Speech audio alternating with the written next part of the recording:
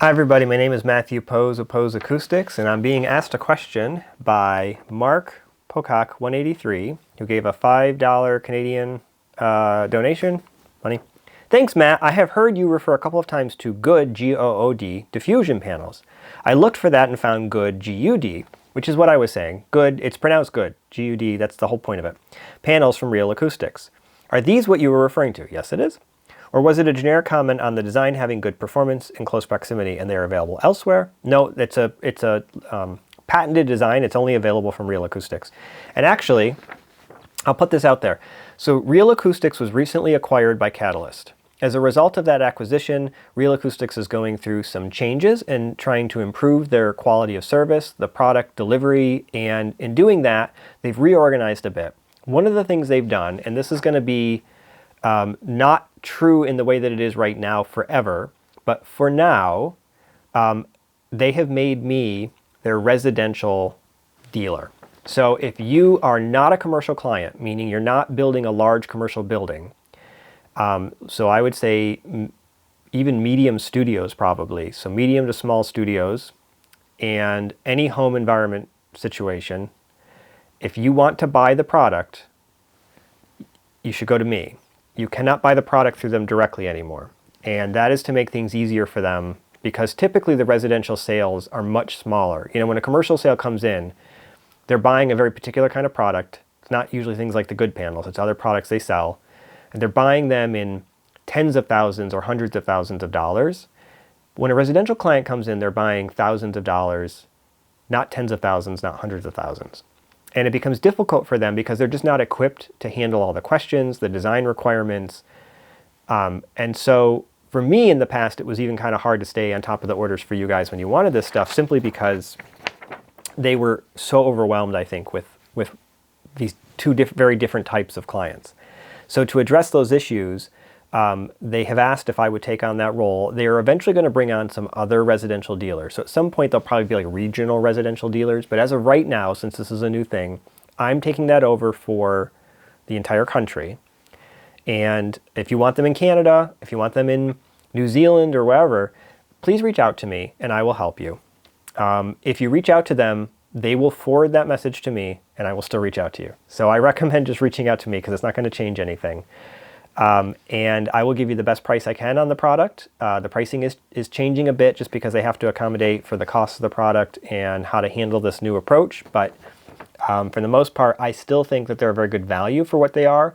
I think when you price them compared to something like GIK, they're a bit more expensive. But I've had a couple people who bought GIK products and then they bought Real Acoustics products and they basically were like, we're not going to use the GIK anymore, this is much better. To me, the GIK is a very good value, and I like Glenn, and I think he makes good products for the money, but I think that the quality of the Real Acoustics product is greater and the engineering is better. And so when you need more engineered products with better performance, Real Acoustics, I think, has a better product line for that purpose, including I'm not a huge fan of the GIK diffusers. Most of them are not particularly good, and the ones that are good in a very narrow sense. Whereas Real Acoustics, all of their diffusers are good for their given purpose, and they have some unique products like the GUD panel, the GUD panel, that performs extremely well in residential settings, which is why I like it so much. So I will actually be using that in a couple of new projects in a way where I think I can highlight it like case studies and show you guys how good they are. Anyway, I hope this is helpful. Appreciate you asking the question. And as I said, if you are interested in any Real Acoustics products and you are residential or small commercial, please reach out to me and I can help you. If you are more traditional large commercial client who's looking to do, as I said, tens of thousands or hundreds of thousands of dollars of business, you can call me if you want, but I think that you can be better served by calling them directly. They will work with you. If you are not, and you're doing a more typical residential sized job or one or two studios, I think you're going to find, well, they're going to, like I said, they're going to send you to me anyway, but I think you're going to find that I'm going to be able to provide you with better services. The other thing is they will not really do acoustic design.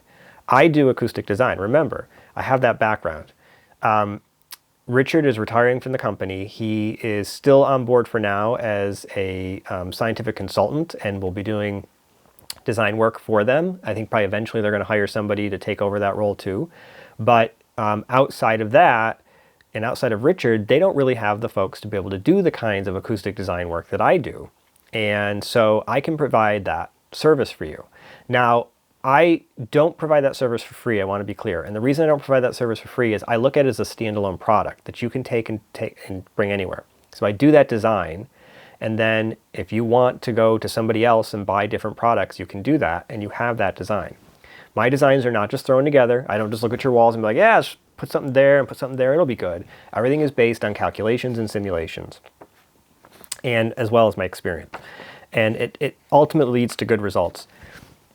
We've actually tested a bunch of rooms recently that came to completion.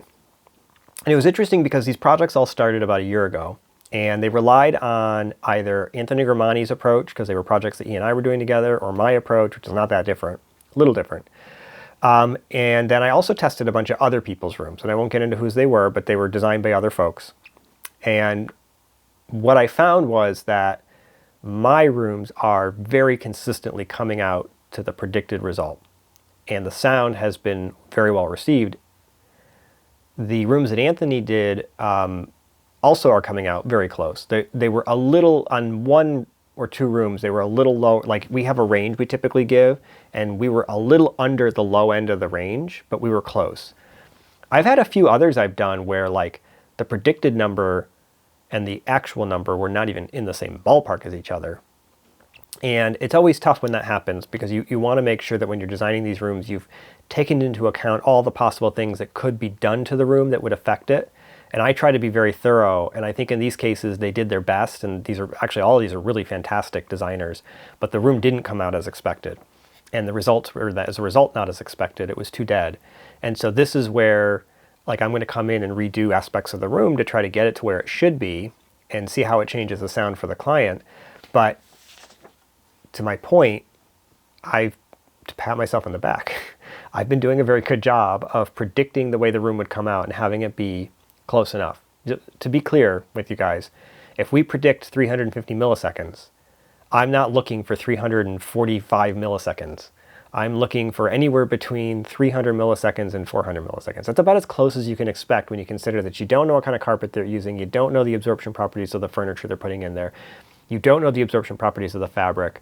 There's only so much of that you can account for. So you throw it in, you do your best, and you try to, compensate for the things that could go awry, if you will. And as long as you fall somewhere in that ballpark, that's pretty good. And to be honest with you, if I predicted 350 milliseconds and I got 290 milliseconds, I'd be pretty okay with that too. It's a little low. That's an example of one that's like on the low end of what I would expect. But it would not be the end of the world. Where I would be concerned is if I was shooting for 400 milliseconds and I got 200 milliseconds. That's where I start to say something has gone wrong.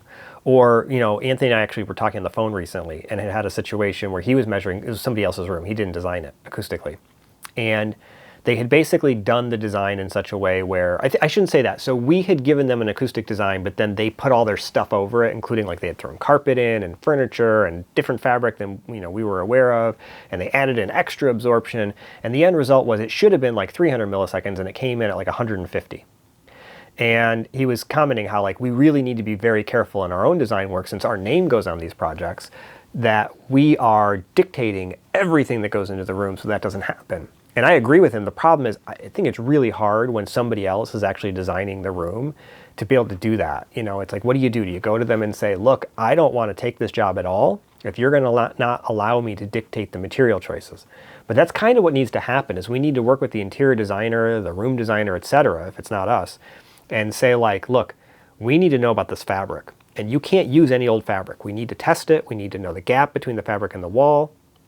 And we need to understand how it's going to affect things. We need to know about the couches. What are the couches you're using? How are they made? How big are they? So we can account for that. People don't love this. We should not be putting carpet on the floor. I keep hearing people say, but Matt, you know this. Carpet is a great absorber, and it's so cheap and easy. It is a great absorber, and if all you want to do is kill the room, you get a lot of absorption. I take that back. It's not a great absorber. It's a very big absorber. It's a lousy absorber. That's why I don't like it. So it kills the room. It's way too much absorption. And it's only like 1 inch to maybe 1.5 inches thick. So if I said to you, I want you to cover your entire ceiling in 1.5 inches thick layer of foam, you would think I'm nuts. That's a terrible idea. But that's exactly what you're doing when you put the carpet in. So Mark, I'm getting on a rant. I didn't mean to, because you were talking about the GUD diffusers, but the bigger point, like I said, would be, come on, give me a call. I'll get you hooked up on what the price on those is going to be. Because you're in Canada, it's going to depend on where they're going to go. If you have a reshipper, that makes it much easier. But if not, we'll get a bid for what it would cost to have it reshipped over to you, and the price for all of that. The price that we give is always the price without shipping, which means that obviously if you're in Canada, the shipping price is a little bit higher. The exchange rate is not great, which is a bit of an issue. And then for like, I've had clients in like New Zealand and all that where the shipping prices were astronomical, like thousands of dollars, and just didn't make a lot of sense. But you know, we do our best. It is what it is. There's not a lot of additional ways to handle this because the product is made here and it is licensed. So it not just licensed, sorry, it's not licensed. It is patented.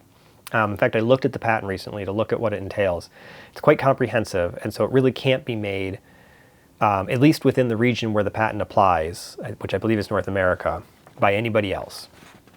I also don't think anyone else knows how to make it. So, all right.